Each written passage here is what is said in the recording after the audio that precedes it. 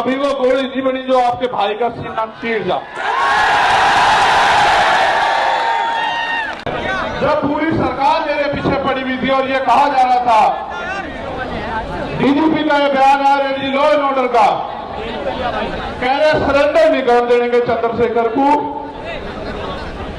वो ये संदेश दे रहे थे कि हम इसका एनकाउंटर करके समाज पे संदेश देंगे कि कोई भी अगर सरकार के खिलाफ खड़ा होगा हम उस आवाज को हमेशा के लिए बंद कर देंगे।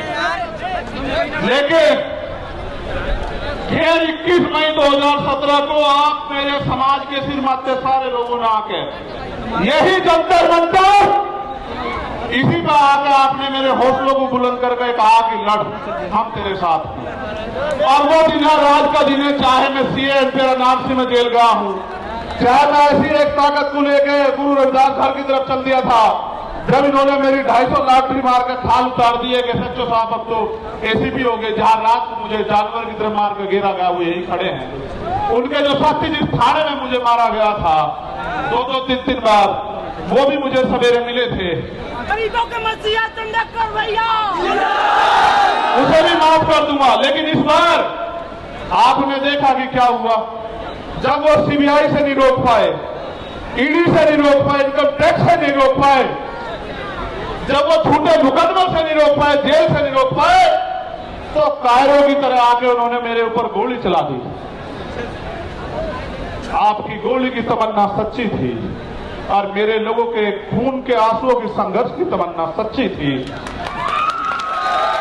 अगर आपके गोलियों की तमन्ना सच्ची होती और मुझे कोई आगे की लड़ाई ना लड़नी होती तो उसी दिन प्रकृति जो है मुझे खत्म कर देती, क्योंकि गोली से का जो सामना वो बड़ा खतरनाक था। मैं आपको ये बात इसलिए बताना चाहता हूं, मैं आपका खून, मैं कल भी था रहा था, आज भी था रहा हूं, आप चाहे फर्श पर रहूं या अर्श पर रहूं या मिट जाऊं, मेरे खून का एक एक कतरा आपके स्वाभिमान सम्मान के लिए हमेशा खर्च होगा। मेरी बात को याद है।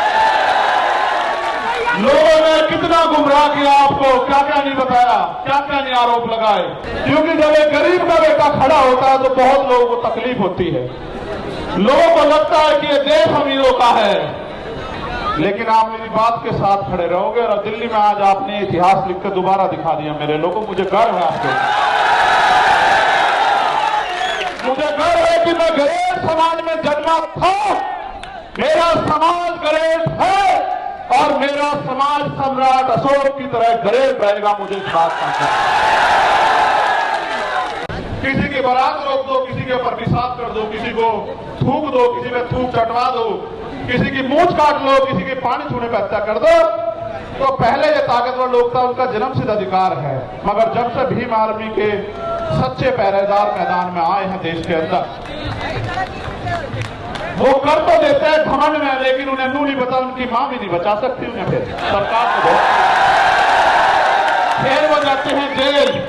जब वो जेल जाते हैं तो वहां बैठ के वो सोचते हैं कि हम किसकी वजह से जेल जा रहे हैं। तो जब वो जेल जाते हैं तो फिर वो क्या करते हैं पता है, वो जेल जाके ये कहते हैं बाहर निकलते कि इस आदमी को निपटाओ, वरना तो हमारा एक छत्र जो अधिकार है वो खत्म हो जाएगा इस देश में।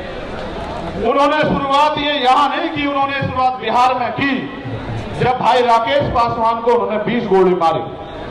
हम समझ नहीं पाए, 20 गोली मारने के बाद उन्हें लगा डर जाएंगे, लेकिन आप डरे नहीं। फिर उन्होंने विदिशा में हमारे जिला अध्यक्ष भाई चरण सिंह की हत्या करी, फिर भी नहीं हम डरे, हम आंदोलन में आए, हमारी जान चली गई तब भी नहीं डरे।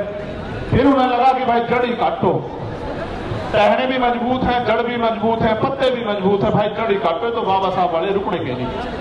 तो जड़ काटने का वो क्या था कि चंद्रशेखर आजाद को निपटा दो। देखो वो तो बच्चे हैं जिन्होंने ये किया है, सच बात बता रहा हूं, बच्चे, लेकिन उनके हाथ पीछे जो है ना, उनकी जिन्होंने उनके हाथ में हथियार दिए वो बच्चे नहीं है। हम सीबीआई जांच की मांग इसलिए कर रहे थे कि बहुत सारे लोगों ने मजाक उड़ाया कि अपने आप सिक्योरिटी लेने को हमला कर दिया, जिसकी रक्षा इतना बड़ा समाज करता हो, जिसकी रक्षा जो है सम्राट वीर भोज के वंशज करते हो, जिसकी रक्षा छोटू राम के वंशज करते हो, जिसकी रक्षा गुरु गोविंद सिंह जी के बच्चे करते हो, जिसकी रक्षा सदगुरु रविदास जी महाराज के बच्चे करते हैं, जिसकी रक्षा भगवान वाल्मीकि महाराज के बच्चे करते हैं, उनको लगा कि वो उसको मिटा देंगे। ये किसान कमेरों की आवाज है, ये मिट्टी का। सम्मानित साथियों,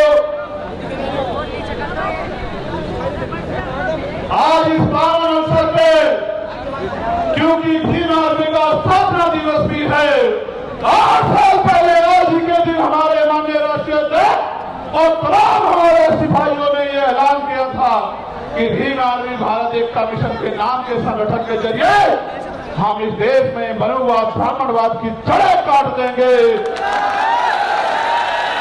जो कारवा एक छप्पर से चला, आज वो कारवा सैलाब के रूप में दिल्ली की सड़कों पे है। प्राइमरी स्कूल के मास्टर के इस बेटे ने कभी सोचा नहीं था कि अगर ईमानदारी से काम करने वाले को इतना प्यार मिलता है तो फिर लोग ईमानदारी से क्यों नहीं काम करते। मैं आपसे पहले पूछना चाहता हूं, क्या मैं कोई गलत लड़ाई लड़ रहा हूं?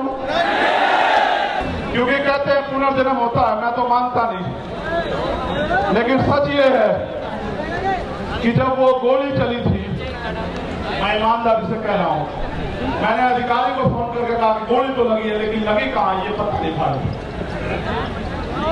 और पिछला जन्म भी जीवन भी आपके लिए था एक खतरा, और ये जीवन भी आपके लिए, ये ऐलान करने के लिए आपको मिला। दूसरा, सीबीआई जांच क्यों जरूरी है ये भी सुन लो।